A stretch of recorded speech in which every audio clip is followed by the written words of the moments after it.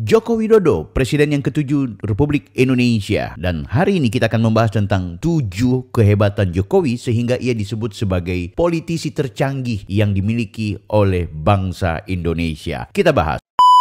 Guys, Anda kembali bersama saya lagi, Bang Bill. Di video kali ini saya mau membahas tentang Pak Jokowi. Lagi-lagi Pak Jokowi ya, karena memang menurut saya ini penting. Sebab Pak Jokowi ini menjadi inspirasi. Dia dibicarakan hal-hal yang positifnya, dibicarakan hal-hal negatifnya. Banyak yang memberikan kritik, banyak juga yang kemudian mengapresiasi dari sosok yang kurus Sang Mulyono ini. Oke, di video kali ini saya mau membahas tentang 7 kehebatan dari Pak Jokowi yang menurut saya sebagai politisi ulung, dan beliau benar-benar adalah pribadi yang patut menjadi contoh bagi siapa saja kalian yang hari ini berprofesi sebagai politisi. Politisi itu profesi ya, anggap saja ya gitu. Oke, sebelum kita lanjut, saya mau mengajak kepada Anda semua untuk jangan lupa like, comment, and subscribe. Kalau ada hal-hal yang barangkali perlu Anda komentari. Anda bisa share, Anda bisa berikan kepada orang-orang, Anda juga bisa memberikan kritik. Pokoknya bebas selama sopan dan santun. Nah, kira-kira apa saja 7 kehebatan dari Pak Jokowi sehingga ia disebut sebagai politisi tercanggih?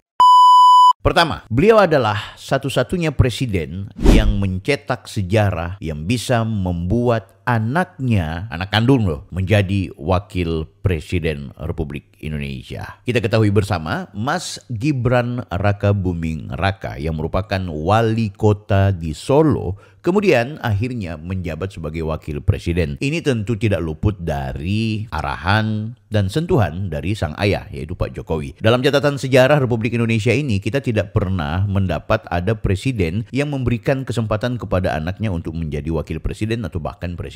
Nah, ini tentu menjadi satu fenomena yang kita bisa menilai bahwa Pak Jokowi itu berkemampuan. Tentu bukan Pak Jokowi yang membuat Gibran menjadi wakil presiden secara langsung, melainkan ya rakyat sendiri. Kepercayaan rakyat kepada Pak Jokowi sehingga membuat banyak rakyat mencintai Jokowi dan keluarganya. Sehingga itu ketika Pak Jokowi memberikan kesempatan kepada anaknya untuk mencalonkan diri sebagai wakil presiden, maka kalaupun ia jadi sebagai wakil presiden, tentu itu karena kemampuan seorang personality Joko Widodo.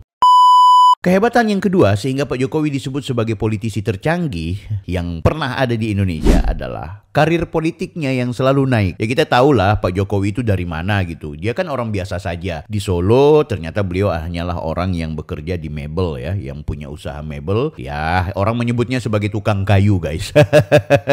Tapi kemudian dia berpolitik. Dia berpolitik kemudian menjadi wali kota.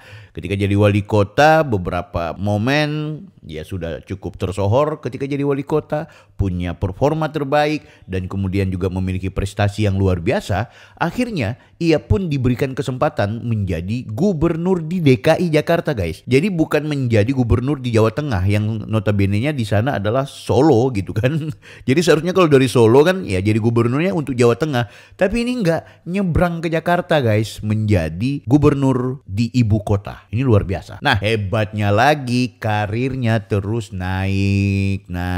Ini tentu karir politik secara formal ya. Setelah jadi presiden jadi gubernur, ia kemudian terangkat menjadi Presiden Republik Indonesia. Wow, luar biasa.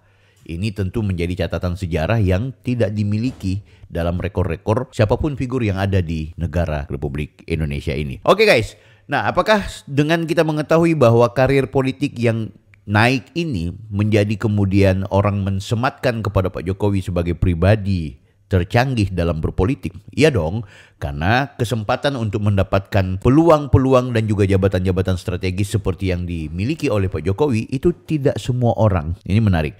Kalau aku lihat sih Mas Gibran loncat menurut gue. Kalau seandainya Mas Gibran itu ke gubernur dulu, habis gubernur kemudian beliau jadi wakil presiden, mungkin mirip dengan Pak Jokowi. Tapi tidak bisa juga kita pungkiri bahwa dari wali kota langsung jadi wakil presiden, ya bahkan itu mungkin langsung melonjak gitu kan. Kita akan lihat karir politik si Gibran seperti apa nanti. Apakah kemudian sama dengan ayahnya yang ujung-ujungnya naik terus gitu. Nah, yang ketiga, ini adalah kehebatan dari Pak Jokowi sehingga ia disebut sebagai politisi yang apa istilahnya ya, yang tercanggih. Yakni Pak Jokowi bisa mengalahkan orang atau figur yang membiayai ia waktu menjadi gubernur. Ya, sudah kita tahu bersama bahwa Pak Jokowi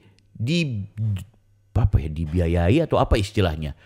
Kalau menurutku tetap dibiayai karena di sana ada mesin partai, ya kan? Gerindra, guys. Siapa lagi kalau bukan Pak Prabowo. Jadi Pak Prabowo ini ketika kemudian Jokowi dan Ahok itu bertarung di Pilkada DKI Jakarta melawan Pak Fauzi Bowo ya, Pak Foke. Yang terjadi adalah dia diusung oleh Gerindra atau Pak Prabowo. Artinya Pak Prabowo ikut berjuang, ikut bertarung, bahkan juga ikut mengeluarkan tenaga dan juga biaya untuk kemudian memenangkan Pak Jokowi. Wow, pada akhirnya Pak Jokowi mencalonkan diri sebagai Presiden Republik Indonesia, mengalahkan Pak Prabowo yang notabene-nya adalah orang yang mengusung Pak Jokowi. Itu nggak mudah. Walaupun mungkin hampir di setiap politisi ada perilaku-perilaku seperti itu, ada pola seperti itu, ada keadaan demikian. Ada orang yang tadinya menjadi murid kemudian mengalahkan guru, ada orang yang tadinya dibiayai kemudian mengalahkannya. Mungkin seperti itu. Tapi itulah bagian dari politisi tercanggih yang dimiliki oleh sosok Jokowi. Nah, selain mengalahkan, ini nih kehebatan dari Pak Jokowi selanjutnya, yaitu dia justru merangkul Pak Prabowo, yaitu musuh politiknya selama 2 periode bertarung sebagai presiden. Pak Prabowo kalah di pemilu 2014 dengan Pak Jokowi. Pak Prabowo kalah juga di pemilu 2019 dengan Pak Jokowi. Dan Pak Jokowi justru menunjukkan kesatrianya. Begitu juga dengan Pak Prabowo. Mereka saling merangkul, Pak Prabowo kemudian legowo, ikut tampil, ikut mengamini dan mengiyakan apa yang menjadi ajakan dari Pak Jokowi. Untuk jadi apa? Untuk jadi menteri, jadi pembantunya Pak Jokowi. Nah, kan gitu. Itu tuh, Pak Prabowo itu menurunkan tensi politiknya, gengsinya diturunkan demi bangsa Indonesia, demi masa depan Indonesia. Bahkan Pak Prabowo mengakui dia menjadi murid politik dari Pak Jokowi. Guru politiknya dia belajar dari orang Solo itu. Itu bahkan dalam pernyataannya dalam beberapa pertemuannya, termasuk di internal kegiatan bersama Gerindra.